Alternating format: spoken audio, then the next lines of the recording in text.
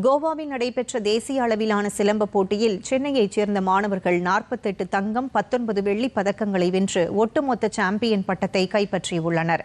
கடந்த ஜனவரி 25 மற்றும் 26 ஆகிய தேதிகளில் நடைபெற்ற தேசிய அளவிலான சிலம்ப போட்டியில் இந்தியா முழுவதிலும் இருந்து 800க்கும் மேற்பட்ட மாணவ மாணவிகள் கலந்து கொண்டனர்.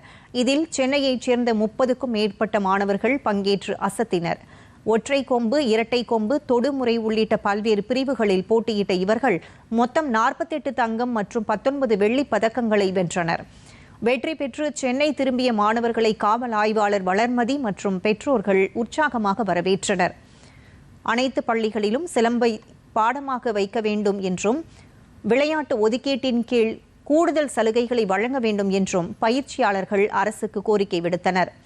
சிலம்பம் பெண்களுக்கு சிறந்த தற்காப்பு கலை என குறிப்பிட்ட பயிற்சியாளர்கள் இதற்கான அரசு இடஒதுக்கீட்டை மேலும் விரிவுபடுத்தி மாணவர்களுக்கு உதவ வேண்டும் என கோரிக்கை விடுத்தனர்.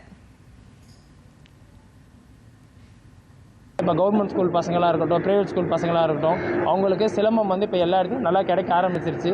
மேலும் இப்போ கவர்மெண்ட் ஸ்கூல் பசங்களும் ப்ரைவேட் ஸ்கூல்லலாம் சில பேர் சிலம்பத்திலும் எடுக்காமல் இருக்காங்க. எஜுகேஷனில் எல்லாருமே மஸ்ட்டாக இருக்காங்க. மற்றும் நம்ம ஸ்போர்ட்ஸ்லேயும் பசங்க நல்லா ஈகராக இருக்கணும். எந்த ஒரு கெட்ட பழக்கத்துக்கும் போகக்கூடாது. அவங்க டெடிகேஷனாக இருக்கணும். ஸ்போர்ட்ஸ்லேயும் அவங்க நல்லா வரணும், எஜுகேஷனில் நல்லா வரணுக்காக எல்லா ஸ்கூல்லையுமே சிலம்பம் கற்றுக் கொடுக்கணும் என்று நான் தாழ்மையோடு கேட்டுக்கொள்கின்றேன்.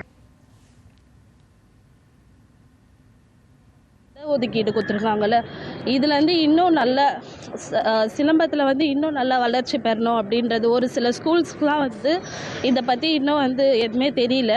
ஒரு சில ஸ்கூல்ஸ் மட்டும்தான் அதை பற்றி எடுக்கிறாங்க, கொள்கிறாங்க. ஸோ எல்லா ஸ்கூல்ஸ்க்குமே இந்த அவேர்னஸ் போகணும் அப்படின்றத நாங்கள் கோரிக்கை வைக்கிறோம்.